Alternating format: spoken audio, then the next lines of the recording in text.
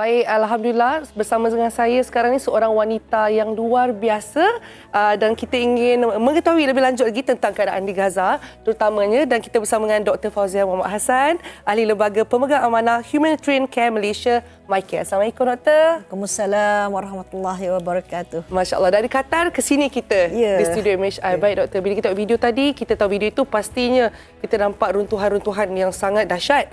Dan kita nak tahu juga perkembangan terkini yang berlaku di Gaza dan sejauh mana sebenarnya bantuan MyCare di Gaza sepanjang berlaku tempoh gencatan senjata, Doktor. Okey, Alhamdulillah. Terima kasih. Sebenarnya kita tahu bahawa gencatan senjata fasa pertama sudah berakhir pada 1 hari bulan Mac. Tetapi sepatutnya mereka patut masuk dalam fasa kedua. Fasa kedua ni apa? Sebenarnya fasa kedua, semua askar-askar Israel mesti keluar daripada Philadelphia Corridor, iaitu Gaza dengan Mesir. Satu. Keduanya mesti berhentikan peperangan atau aggression ini. Jadi itu yang Israel tak nak. Dan kita tahu dalam gencatan senjata 6 minggu ni pun kita tahu bahawa banyak pelanggaran-pelanggaran dilakukan. Sebagaimana dia tak bagi masuk caravan, dia tak bagi masuk fuel, dia tak bagi masuk macam-macam.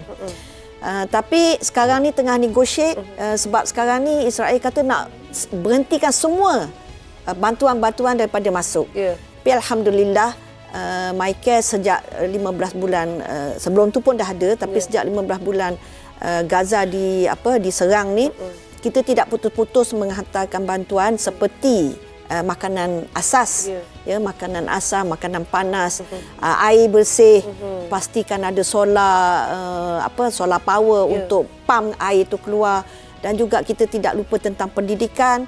Masa utara Gaza tu tengah dibom dan dikepung, kita ada sekolah kat situ. Yang budak-budak tu duduk buat sekolah dalam runtuhan-runtuhan. Dan juga untuk wanita, kita ada special. Sebab kita tahu ada lebih daripada 17,000 anak yatim yang berada di Gaza. Dan kita terus juga di satu agensi di bawah MyCare ni mengatakan bahawa kita nak empower the woman yang menjaga anak-anak yatim ni. Jadi kita bayar dia. Dan kalau keadaan lebih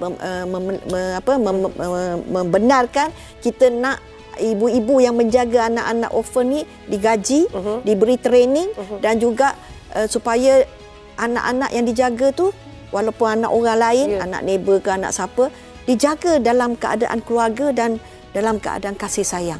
Supaya mereka dapat membesar dengan yang baiknya.